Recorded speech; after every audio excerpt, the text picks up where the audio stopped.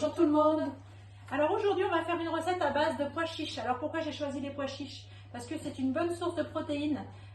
Il y a aussi de la vitamine B9 dans les pois chiches, source de fibres, donc pour le transit c'est super. Beaucoup de minéraux, il y a du fer, du potassium, enfin, il y a vraiment plein de minéraux, des oligo-éléments nécessaires aussi. Et donc le pois chiche offre une multitude de propriétés pour notre organisme. Donc manger du pois chiche régulièrement, en plus on peut en mettre un peu partout, hein, dans les salades, on peut faire du houmous, c'est ce qu'on va faire aujourd'hui. On peut mettre dans les plats, dans les pokeballs, enfin il y a vraiment plein de recettes. Et en plus il y a une recette, il y a une petite astuce anti-gaspi avec le houmous, avec le pois chiche que vous achetez en conserve, donc avec le jus des pois chiches.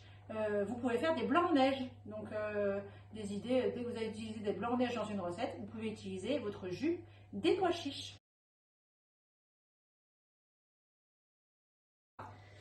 Donc, on va commencer avec nos petits cacahuètes. Il en faut combien, madame? 100 g de cacahuètes que l'on va mettre dans le Thermomix et on va mixer 15 secondes, vitesse 9.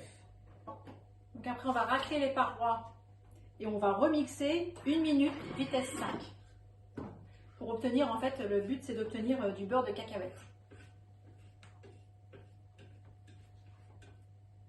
Ah oui, effectivement, ça fait comme du beurre de cacahuète. Je fais la pâte. Donc après, on met tous les ingrédients dans le bol. Donc on a 400 g de pois chiches égouttés, 25 g d'huile d'olive,